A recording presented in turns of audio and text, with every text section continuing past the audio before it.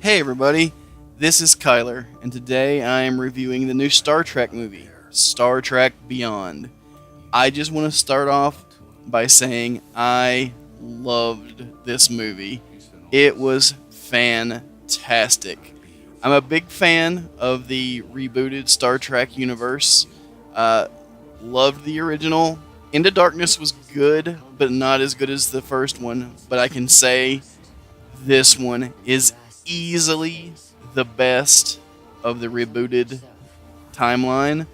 And I would go out and say that it's probably the best of any Star Trek movie. Yeah, bold claim. I know people will be like, "What?" But it's true. I think it's probably one of the best of all the Star Trek movies, which is this one's like the 13th one or something. But yeah, this one is fucking great.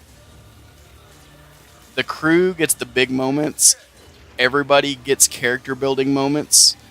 It's one part that's actually quite sad is that Chekhov gets a much expanded part in this movie, and then the actor that played him died in an accident, which is terrible because Chekhov was fantastic in this movie.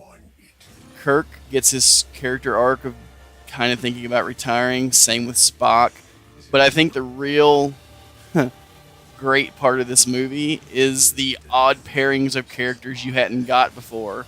You get Kirk and Chekhov running around together doing things, and you get Spock and Bones together is the best. I'm going to give Bones the MVP of the movie because he literally steals the show pretty much anytime he's on screen. I cannot give anything but high praise for this movie because it is just awesome. When I first found out that Justin Lin was directing this movie, I was a bit worried because he's known for directing like the Fast and the Furious movies, and I thought that it might change the way Star Trek would be, but he is super faithful to the material and he knocks it out of the park. And it gives me a new respect for Justin Lin as a director because this guy is the goods. You know, and like I said, all the cast and crew are on point with this movie, and it's really great. I mean, Chris Pine, like I said earlier, gets a really good arc with Kirk. Spock is the same way. They even acknowledge Leonard Nimoy dying in a very nice, touching way and give him a nice tribute. Same with Anton Yelchin playing Chekhov. They give him a nice for Anton at the end of the movie. It's really sad, though, that he's gone. Like I said, he was really good in his part. The new girl you see in the trailer here, Jayla, she sometimes when they try and introduce a new character, it just doesn't stick. But she is an awesome new character, and I really hope they keep her in upcoming movies and make her a member of the crew because she was really good. Idris Elba as Krall was, I think, really, really good. I think he was a strong villain. His motivations may have been a smidge weak, but he was a cool villain with a cool story.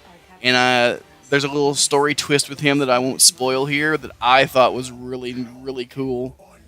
And I thought he was a really strong, compelling villain. But I would say I would give this movie 4 out of 5. Hell no, 5 out of 5, because this movie is awesome. And I really have no major problems with it.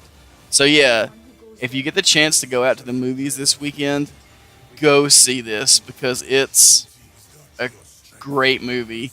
Best of the Star Trek reboots, and I'm going to go and say best of the Star Treks in general. So yeah. Well, you got my thoughts on it now, so thanks for watching.